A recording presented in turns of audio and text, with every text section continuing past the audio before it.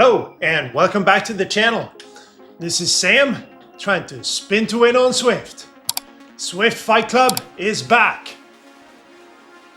Hey, I'm getting better at this stuff. Not good at all. Today we're facing Team BAKPDL 2. We raced against them a few months back and managed to win a very closely contested race. And I don't think today is going to be any different. I will go over the team comparisons in a second, but at least on paper, it's really hard to pick a winner from this one. Today's race will take place on the Mayan Remo course, really fun course, and it'll be interesting to see if any of the teams try some tactics before we get to the two back-to-back climbs towards the middle end of the race. Either way, I think this should be a real cracker, hopefully an entertaining race. So, let's get ready to rumble! Introducing tonight's fighters. In the blue corner, we have proper Vikings, hailing from Sweden. I present Team Swedish Zwifters Bifrost. In the red corner, some real geniuses, pedaling backwards. It's BAKPDL 2. These two teams are quite close when looking at the various metrics on the page.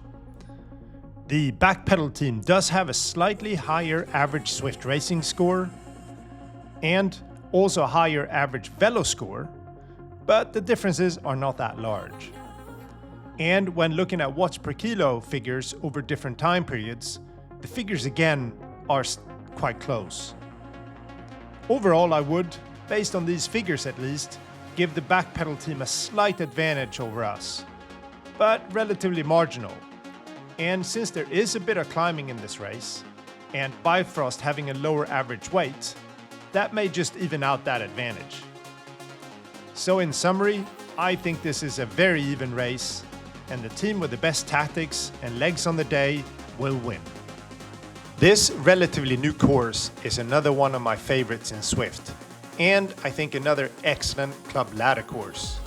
At just over 20 kilometers long, taking roughly 30 minutes or so, 220 meters of climbing, and some steep descents, it has a bit of everything going for it.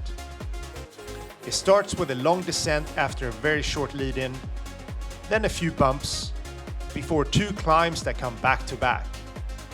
Then you shoot down the grade before a 3-kilometer flat portion before the finish. While there are opportunities to try team tactics over the whole course in my opinion, the key is, as usual, the climbs. These climbs are both quite draftable, but there are steep sections, and they are also long enough that stronger riders should be able to get a gap if they have a good day. And once over the top of the climbs, you can either try to extend your lead, especially as a heavier rider going down the grade, but equally, this can also be a spot to gain some seconds back on the riders in front. Finally, there's a flat section where you can either try to hold off the pursuers and go long for the finish, or try your luck in a bunch sprint. All in all, a really cool course, I think. Oh, I almost forgot. It's a bit of a sad day today. It's my last race in the Bifrost team. Somebody in their infinite wisdom has decided to make me a captain for another team within the Swedish Zwifters. We're starting up a new team, or rather resurrecting an old team called Swedish Zwifters Ragnarok, which is going to be mainly Velo Cat 3 riders from our club. So, last race, at least for now, with the Bifrost team. Miss you, I will. You know, I've had a lot of good times here, some really good guys on this team, and a few of them are actually coming with me up to the Ragnarok team. So, it's a close-knit community anyway at the Swedish Zwifters, so it's not like goodbye forever. But I've had a great time in the Bifrost team and the Loki team before that. So, I thought I'd just give a 30-second explanation of what Bifrost means. And I'll do the same for the Ragnarok team when we have our first club ladder race then. Most of the Swedish Zwifter club ladder teams have a name connected to Norse mythology.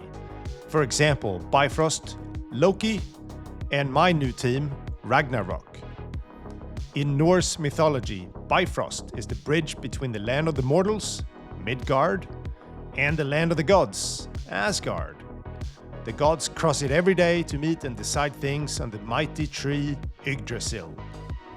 Or, in Zwift terms, we use it to bridge all those pesky attacks we face in Zwift Fight Club. Club ladder. On that note, let's see whether we got to use the Bifrost bridge when chasing some backpedaling madmen today. Let's race. And we're off. And given the starts of the last few club ladder races, we were ready for an immediate attack. But actually nothing much happened at the start. So that gives me a chance to go over our tactics for the race. Initially, we thought about being very aggressive at the start. But then we considered the parkour, and it is quite difficult to get away on the big descent of the first 5 kilometers of the course. So instead we decided to react to what the backpedal team would do and rather save our energy for the climb, where we thought we would have a better chance to cause some separation. And as we had faced this team before, we knew that Mr. Schep is a very, very strong rider. So we planned on keeping an eye on him in case he decided to do a Pogacar on us. We have now skipped forward a bit, and as predicted, nothing happened on the descent. I was right! Then one of our riders, Kenneth, decided to stretch his legs a bit and push on the medium-sized bump in the middle of the flat section to see what the reaction would be from the other team. And this is where we as a team, and mainly me, make a mistake. As Kenneth winds down his effort, we even chatted on Discord that we need to be wary of a counterattack. At this point, I am badly positioned at the back of a stretched out group, and then Mr. Schep starts to drift away. The guy we absolutely did not want to get away. But in a moment of indecision, where we discuss who should cover, he gets a few seconds, and then he's gone. And I mean gone. Poof. See ya. Don't wanna be ya. In hindsight, I should have sprinted all out here to try to close this gap. But again, I was badly positioned and also a bit tired from the effort that we just put in, so I didn't go for it and nobody else did either. Again, big mistake. It is of course possible that I could not have closed it, the gap, as Mr. Schep is a very, very strong rider, but I should have at least tried, since I think if I got on his wheel, he would not be able to drop me, or at least not easily. But you live and learn.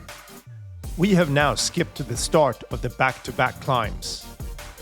Nothing of note happened in the previous 45 kilometers, and the Bifrost team kept the speed fairly high to ensure that Mr. Schep didn't get too far ahead, as we still thought there was a slight chance we could catch him on the climb. And at the bottom of the hill, his advantage is around 13 seconds, which, if he has a bad climb, could be bridgeable. We have a bit of a problem though, as one of our riders, Calle, is not feeling well. And I mean not tired from the effort, but not feeling well.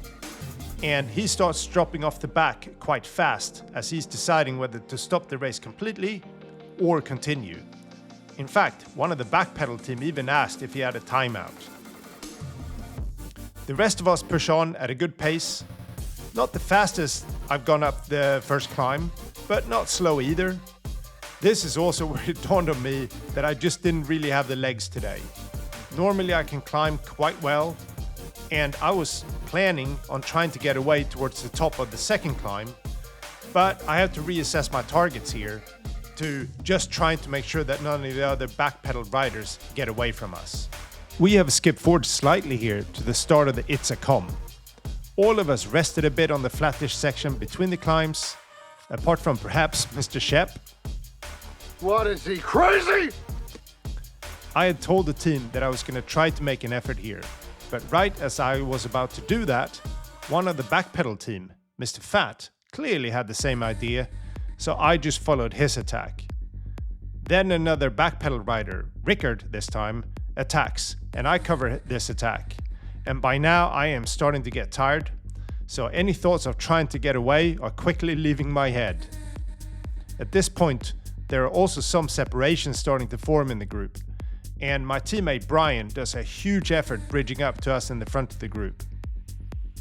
As we push up the last bit of the Itza com, which is relatively steep, I use my featherweight power up, and I am happy to now see that we've actually dropped one of the backpedal riders, Little Ian, but unfortunately also one of our riders, Kenneth. And we can also see that Mr. Schep is still around 15 seconds ahead. As a somewhat heavier rider, he did very well on that hill indeed. Another skip forward, now to around 1 kilometer to go. Since we were not catching Mr. Schep, and Little Ian was unlikely to catch back up to us, the group kept a steady pace as we prepared for the upcoming sprint. I knew Bas Ingels was a strong sprinter, but I wasn't sure about Rickard or Mr. Fat. Brian on our team is usually faster than me, but Jan is not really a sprinter. So we thought about sending Jan up front to push the pace, but right as he was about to do that, Rickard goes to the front and pushes pretty hard, most likely acting as a lead out for Bas, I would think. We start the sprint, and as expected, Bas is very strong. I don't have that much left in the tank, and Brian outkicks me and I finish in 4th place. Oh, Mr. Schep probably had already had a shower by this time. A quick look at the results show that Mr. Schep did indeed win the race, but only by around 10 seconds or so in the end. I do think he probably eased off towards the finish though, when he knew he would win. Regardless, that is some solo effort. Chapeau. Bas comes second with Brian, me, Rickard, Ben, aka Mr. Fat, as well as Jan shortly thereafter. Little Ian comes in 8th, with Kenneth and Calle in 9th and 10th, respectively. A shout out to both Kenneth and Calle though. Kenneth is working his way back towards fitness and getting stronger with each race, and Calle did a fantastic job just finishing the race, considering he was not feeling well at all. But congratulations to the Backpedal 2 team, stronger on the day, and certainly deserved the win.